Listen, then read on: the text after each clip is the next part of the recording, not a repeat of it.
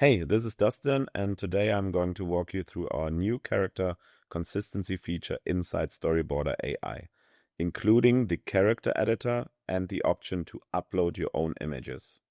Let's jump right in. We're starting here in our shot list.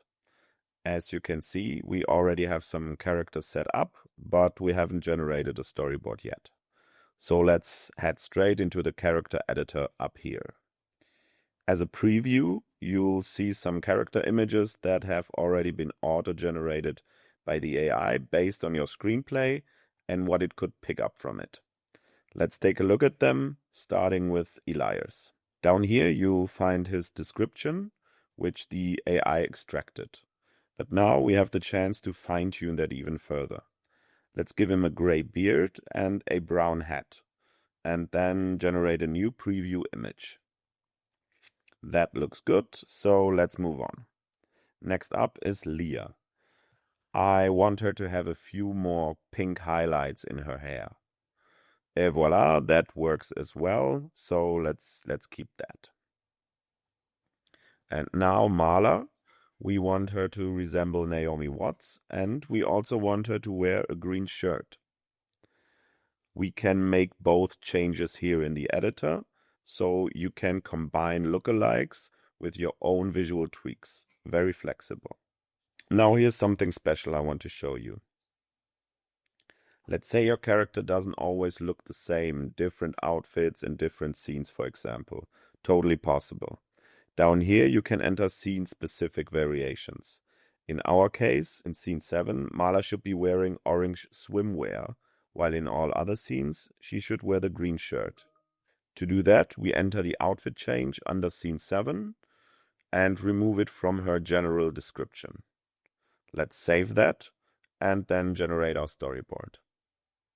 Quick reminder, the images you're about to see are generated based on the character descriptions, not the preview or uploaded images you see in the editor.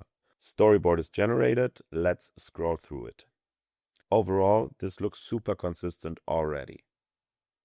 With Elias, there is a slight variation. His beard is there, but maybe a bit long.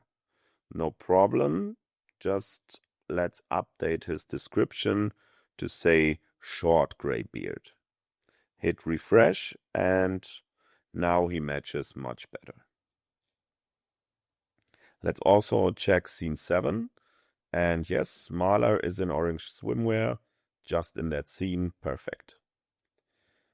But what if we want to take it a step further? Let's go back to the character editor. Up here you can set your preview image as the reference for image generation. Not the description, but the preview image. Let's do this for Elias. Now, when we refresh his shots in the storyboard, his face becomes highly consistent across all images. However, important note, in multi-character shots, the tool still uses the text description to identify who is who. So it's still essential to keep that description accurate and detailed. So let's flip back and compare the previous version using the arrows here. This gives us a good view to decide. Do I prefer a super consistent face or more flexibility and variation in the shot composition? Let's quickly do the same with Leah and Marla, just to see the difference it makes. So as you can see, no matter which method you choose, description or image, you'll get strong character consistency. Another important thing, you can also upload your own image now. Let's do that. I'll grab one from the laptop. It's a totally different character, so let's make sure the description matches her look. Save it, hit refresh, and she appears in the storyboard exactly as expected. Now let's test it the other way around. Switch back to using the text description instead of the image. Save and refresh, and as you can see, even without an image, the AI holds up really well. So it's up to you.